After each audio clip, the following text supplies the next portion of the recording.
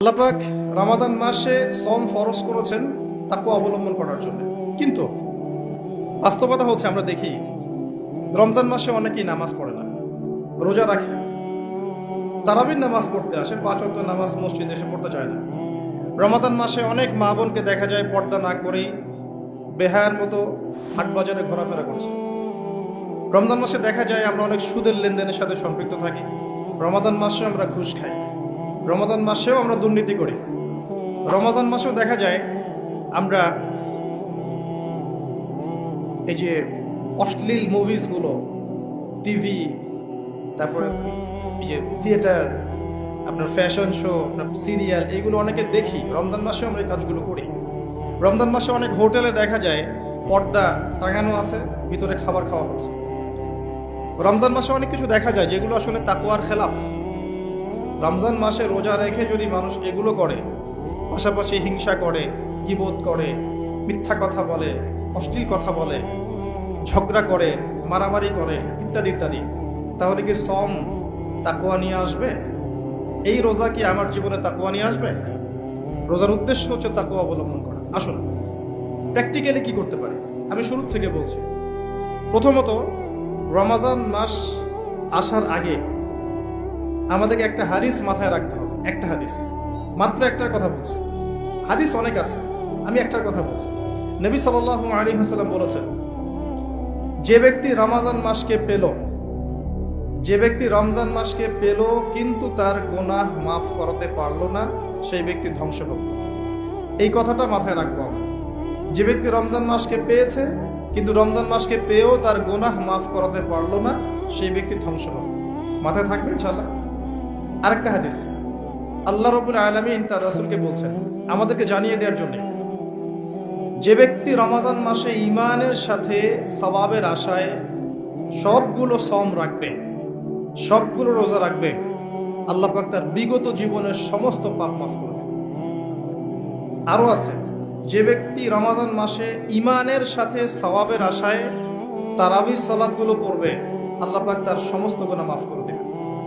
আরেকটা আছে, যে ব্যক্তি ঈমানের সাথে সওয়াবের আশায় রমজান মাসের লাইলাতুল কদর জাগবে, লাইলাতুল কদর শেষ দশকের বিজোড় রাতগুলোর মধ্যে আছে, এই ব্যক্তির সমস্ত গুনাহ আল্লাহ পাক মাফ করে দেবেন। এই কয়েকটা হাদিসই যথেষ্ট আমাদের জন্য। এগুলো মাথায় রেখে আমরা এখন প্ল্যান করি। রমজান আসার আগেই নিজের গুনার হিসাব করতে হবে। কিসের হিসাব? যেহেতু আল্লাহ রাসূল বলেছেন এই মাসে গুনাহ মাফ করাতে পারলো না, তার জন্য ধ্বংস। কে জানে যে এর পরের রমাদানে আপনি বেঁচে নাও থাকতে পারেন। আমরা কেউই বেঁচে নাও থাকতে পারি, সম্ভাবনা নাই। কেউ গ্যারান্টি দিবে যে বেঁচে থাকবোই? তাহলে এই গনিমতটাকে গনিমত মনে করা উচিত নয় কি? আচ্ছা, প্রথম কাজ হচ্ছে পাপের লিস্ট করা। আপনি আমি খুব ভালো করেই জানি যে আমরা আমাদের জীবনে কি কি বড় পাপ করেছি, আমাদের বিবেক জানিয়ে দিবে, দিবে না? আমরা কিন্তু ভালো করেই জানি যে আমরা আমাদের জীবনে কি কি বড় পাপ করেছি। কত বছর নামাজ পড়িনি, কত বছর রোজা রাখি নাই, কত বছর যাকাত দেই নাই, কার কার ক্ষতি করেছি, কার কার উপর জুলুম করেছি, কয়বার জেনা করেছি, কয়টা মেয়ের সাথে সম্পর্ক করেছি, কতদিন বেপর্দায় চলেছি, বয়ফ্রেন্ডের সাথে কোথায় কোথায় ঘুরেছি, বয়ফ্রেন্ডের সাথে কি কি করেছি। এখন তো গার্লফ্রেন্ডও কি কি করে, তাই না ভাই? সুবহানাল্লাহ। আর কিসের জন্য অপেক্ষা করছেন? কিয়ামতের জন্য। আর কোন নিদর্শনের জন্য অপেক্ষা করছেন? তবে এর পরে একটা সময় আসবে যখন মানুষ ছেলে ছেলে আর মেয়ে মেয়ে বিয়ে করবে। এটা এই ধাপটা পার করে আরেকটা ধাপে যাবে, সেটা হচ্ছে মানুষ জন্তু জানোয়ারের সাথে জেনা করবে। বিশ্বাস করলেন না? অপেক্ষা করতে থাকেন। যখন এটাও দেখবেন তখন আমার কথা মনে করে, ভাই কথাটা বলছিল আগে, মানুষ জন্তু জানোয়ারের সাথেও জেনা করবে। ছেলে ছেলেকে বিয়ে করছে না, মেয়ে মেয়েকে বিয়ে করছে না, এবং এটাকে প্রমোট করা হচ্ছে এমন ভাবে যে এটা একটা ভালো জিনিস, সেটা একটা ব্যক্তি স্বাধীনতা, মানুষ চাইলে করতেই পারে। কয়দিন পরে দেখবেন মানুষ জন্তু জানোয়ারের সাথেও জেনা করবে। বাচ্চাদেরকে মানুষ ধর্ষণ করছে না?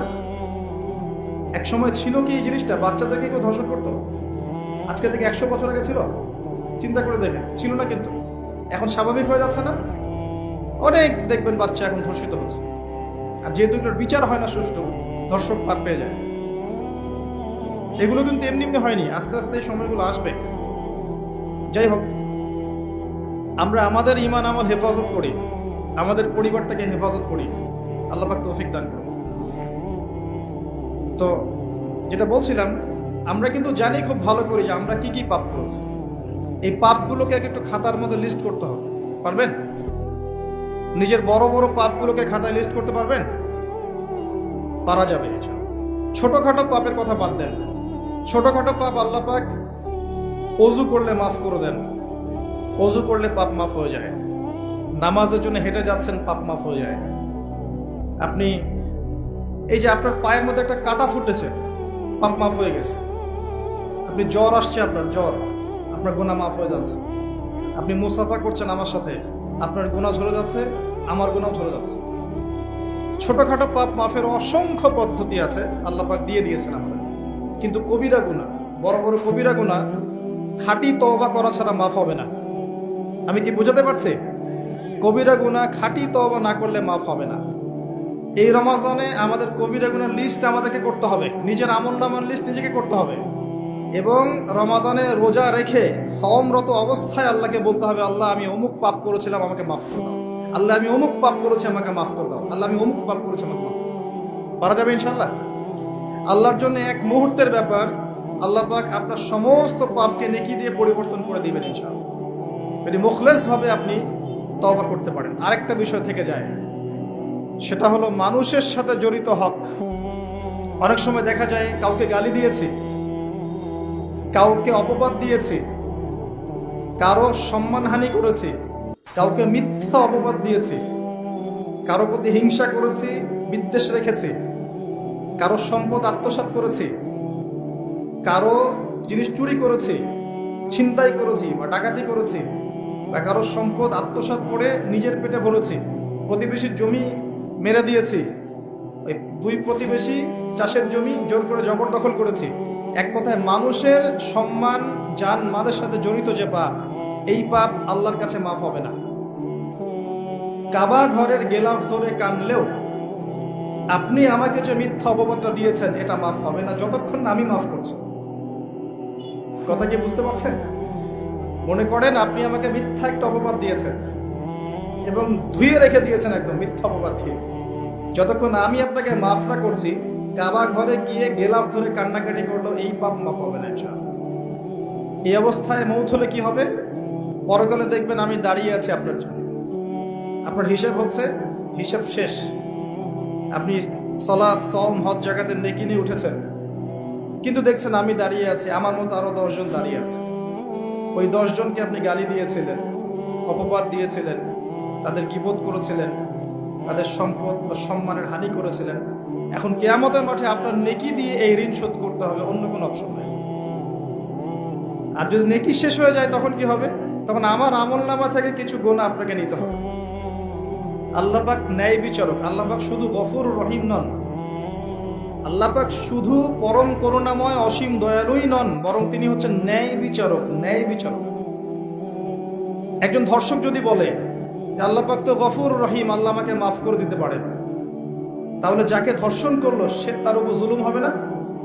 আল্লাহ পাক যদি ধর্ষককে মাফ করে দেন, তাহলে যাকে ধর্ষণ করা হয়েছে ওর প্রতি জুলুম হবে না? কথা বুঝতে পারছেন না? মনে করেন আপনি নাউজুবিল্লাহ কারো সম্পদ আত্মসাৎ করেছেন, এখন আল্লাহ যদি আপনাকে মাফ করে দেন, তাহলে এই যে যার সম্পদ আপনি আত্মসাৎ করেছেন এর উপরে জুলুম করা হচ্ছে না? আল্লাহ পাক কি জুলুম করবেন? এক জাররা পরিমাণ করবেন না। কিয়ামতের মাঠে নেকি দিয়ে তার এই ঋণ শোধ করতে হবে, অথবা তার গুনাহ আপনার কাঁধে নিয়ে জাহান্নামের পথে যেতেও হতে পারে। আল্লাহ পাক হেফাজত। এই জন্য সবসময় সতর্ক থাকবেন, আপনার যারা যেন মানুষের হক নষ্ট না হয়। মানুষ আপনাকে গালি দেখ, থাপ্পড় মারুক, জমি আত্মসাৎ করে ফেলুক, হক নষ্ট করুক, কি করে করুক, আপনি তারটা করতে চান না। যারা করছে আপনি লাভবান। আপনি কেমন করে লাভবান? আপনি অসংখ্য নেকি পাচ্ছেন, আপনি জানছেনও না। যেই আপনার বিরুদ্ধে মনে করেন আপনি নিষ্পাপ, আপনি মাজলুম, আপনি কোনো অন্যায় করেন নাই, আপনার বিরুদ্ধে জুলুম করা হচ্ছে, অপবাদ দেওয়া হচ্ছে, আপনাকে আন্ডারএস্টিমেট করা হচ্ছে, ইত্যাদি ইত্যাদি, আপনি বসে বসে নেকি পাচ্ছেন, বসে বসে নেকি পাচ্ছেন। এবং পরকালে কিয়ামতের মাঠে উঠে দেখবেন অসংখ্য নেকি অটোমেটিক আপনার আমলনামায় চলে আসবে। তখন তারা আফসোস করবে দুনিয়াতে এই কাজগুলো না করে ভালো কিছু করলে ভালো হতো। যাই হোক, মানুষের সাথে জড়িত পাপ আল্লাহর কাছে মাফ হবে না। এই কারণে এই রমজান মাসে ওই লিস্টের মধ্যে থাকবে আমি কার কার ক্ষতি করেছি, থাকবেই। কিন্তু যতটুকু মনে পড়ে লিখে ফেলবেন। সুযোগ থাকলে সেটা ফেরত দিয়ে দিবেন। যদি সুযোগ না থাকে ক্ষমা চেয়ে নিবেন। যদি সেই সুযোগও না থাকে তার পরিবারের কাছে ক্ষমা চেয়ে নিবেন। যদি সেই সুযোগও না থাকে তার পক্ষ থেকে সদকা করে দিয়ে পারা যাবে ইনশাআল্লাহ। সেই সুযোগও নাই, তাহলে হাতটা তুলে তার জন্য দোয়া করবেন, আল্লাহ আমি আমার অমুক ভাইকে মিথ্যা অপবাদ দিয়েছিলাম, আল্লাহ তুমি তাকে মাফ করো।